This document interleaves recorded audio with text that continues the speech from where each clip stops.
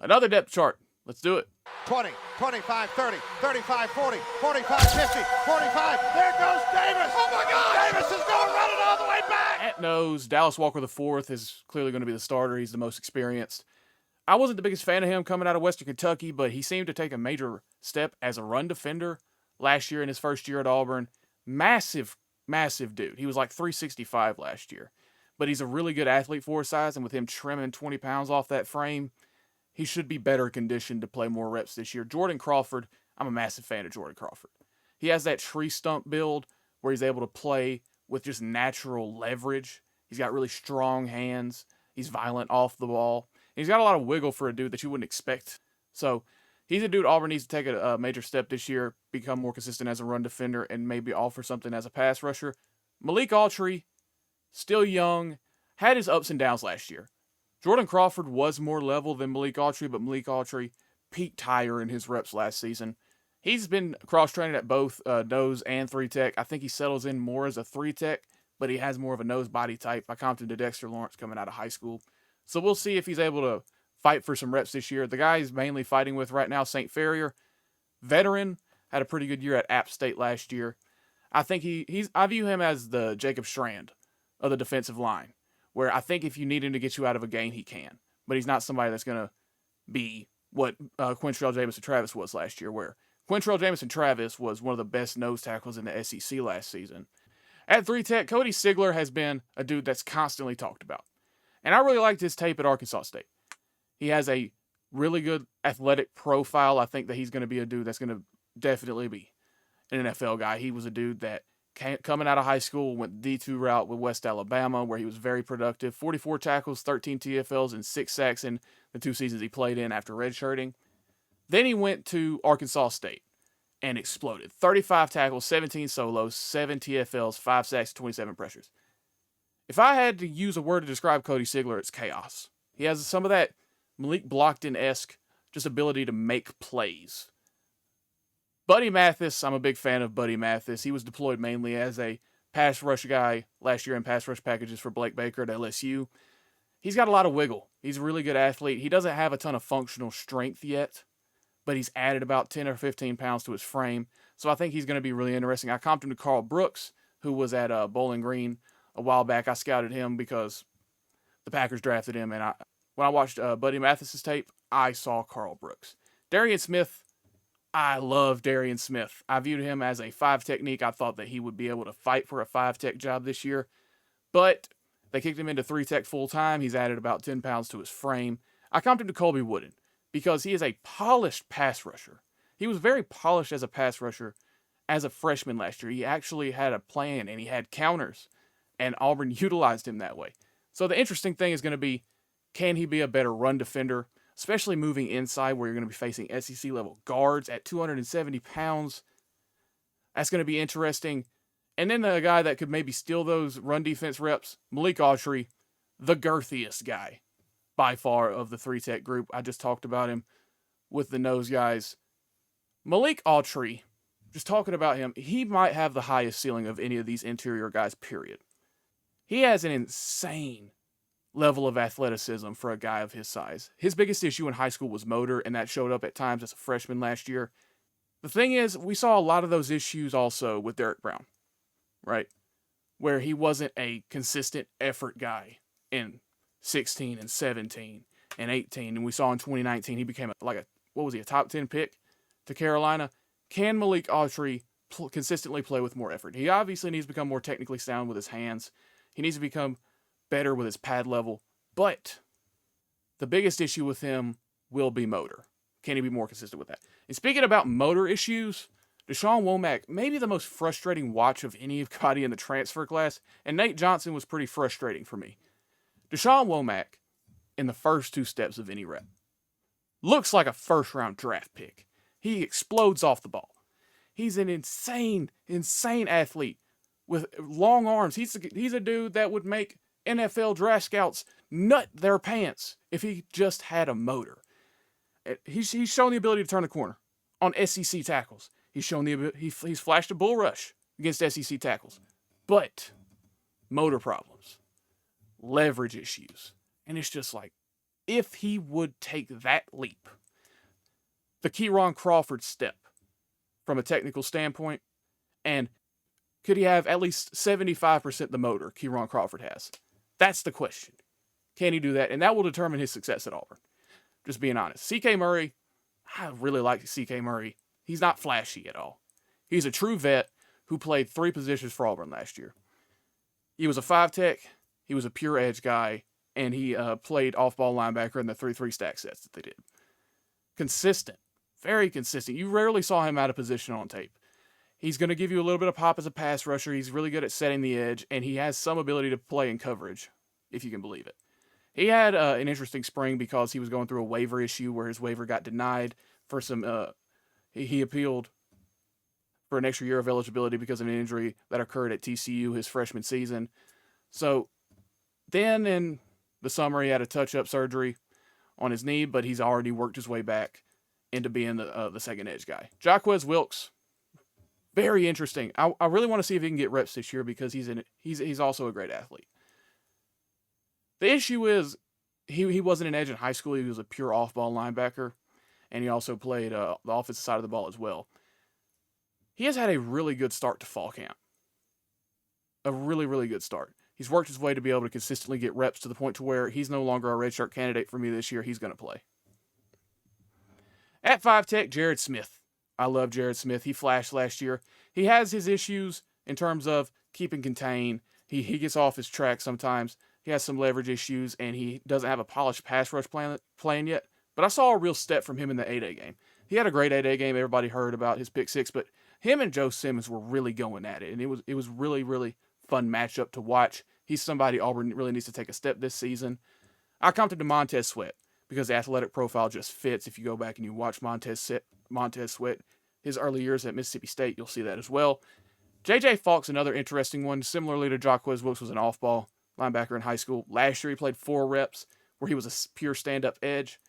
Everything that I could tell you about him as a 5-tech would be pure projection. But in terms of as an athlete, he also, similarly to his brother, is very explosive off the ball. He has strong hands.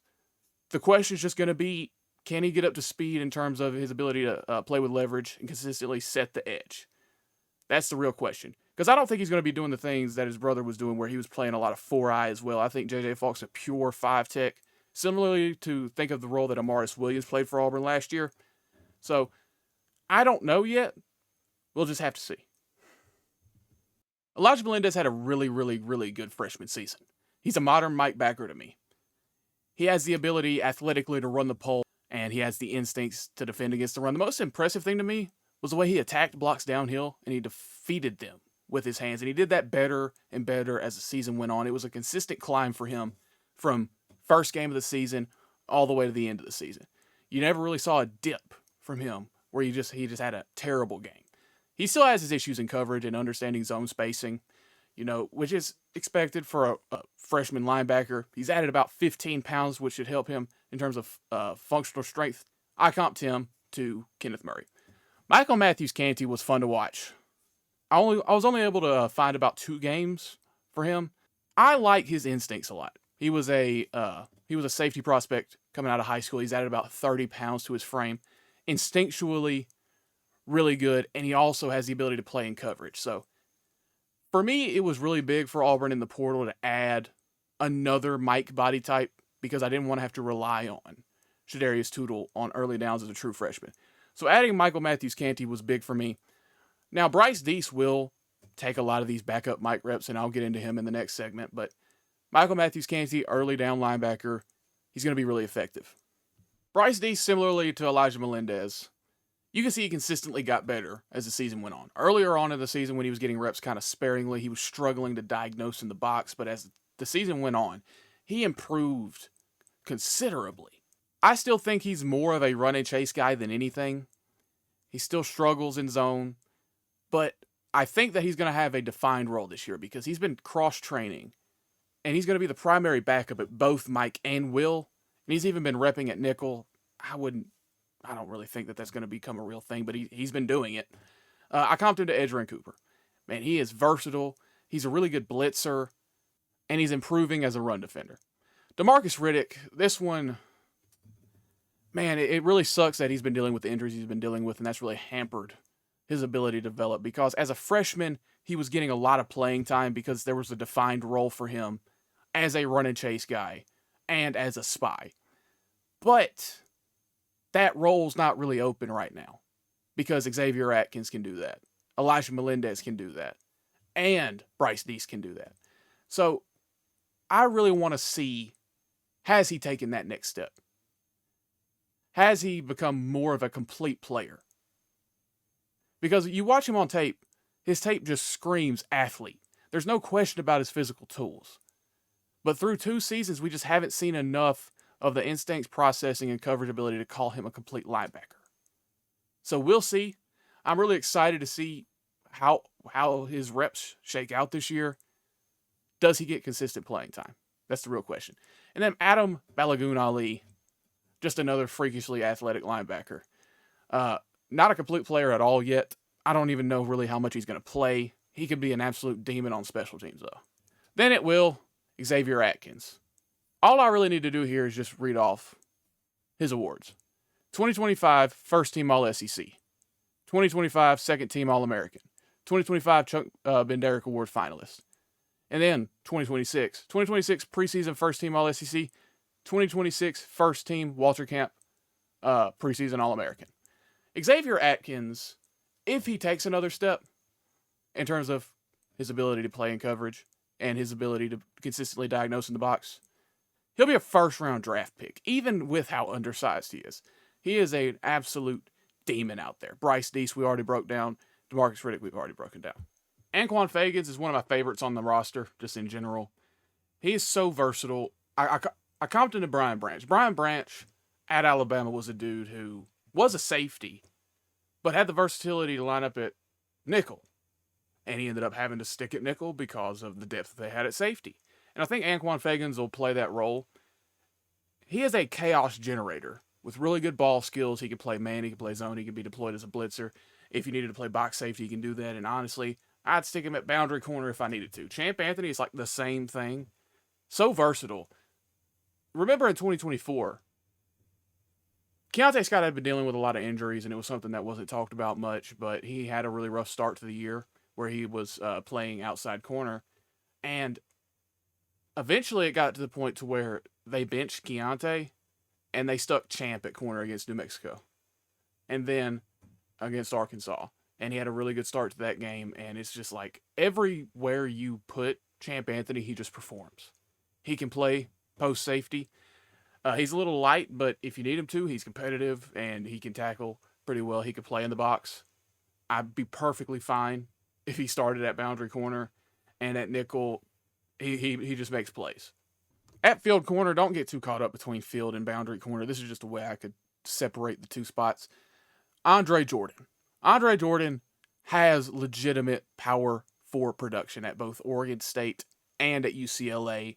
He had some really solid reps against Jeremiah Smith last year. He's really tall, pretty light, which causes him issues defeating blocks to defend the run. But in terms of purely coverage, he's probably the best coverage corner on Auburn's roster. He has a really good ability to stay in face. He's got really good hips, and he has the speed to recover when he doesn't win immediately. As the offseason has gone along, I've just steadily become a bigger and bigger fan of Gavin Jenkins. He's a dude who had a pretty loud spring, and then by the time fall camp started, it's really felt like he's locked down that primary CB3 spot. I'm a big fan of his just because he has a great athletic profile, and in the limited tape I've seen, he has really good ball skills, and he's got the athleticism to recover. He's got pretty decent press technique. He still has some raw things technically, but in terms of as an athlete, he can recover from all those problems. Rayshawn Pleasant is a guy that I view as a real playmaker at corner because he's not very technically sound if you watch him, but he just has an ability to make plays. He has this incredible recovery ability because he's so athletic. He's a big, strong corner, and he competes really well for the ball at the catch point. So that's why I feel like he's going to earn that starting job. Blake Woodby, Really interesting with him because I think he is more of a nickel, but it seems like Auburn views him as a pure boundary corner. I comped him to Jahdae Barron because Jahdae Barron also had that ability. You saw it at Texas where he played a ton of outside corner, but I think at the next level he probably is more of a nickel. He has really good instinct. He has really good instincts. He just has to become more physical on the outside. Shamar Arnaud, I was a big fan of him in the 2025 class. I was very upset when he ended up flipping late in the cycle. Very physical. He's an aggressive press corner to me. And he has a ton of tools, right? His biggest issue was consistency. But I think that he's a dude that's just going to develop into a starting level outside corner for Auburn over the course of the next couple of years.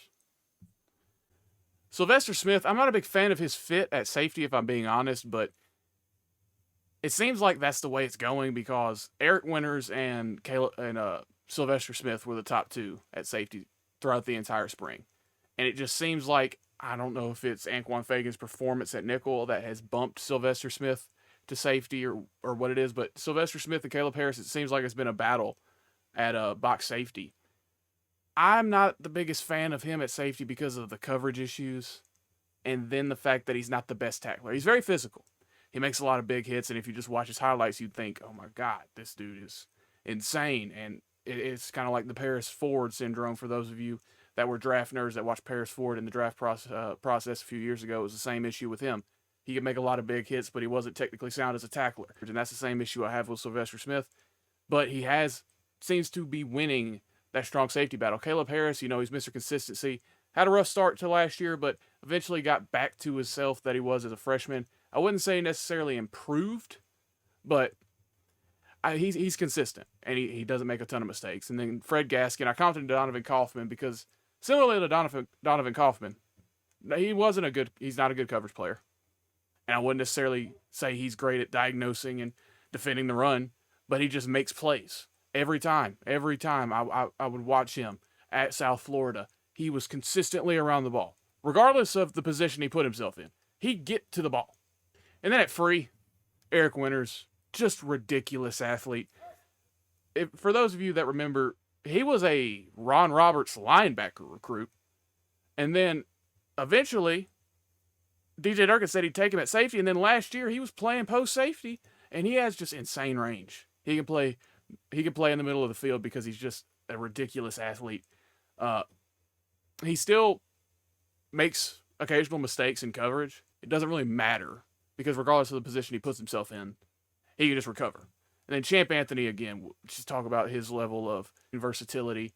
All these guys at nickel, strong, and free could end up playing any of the three.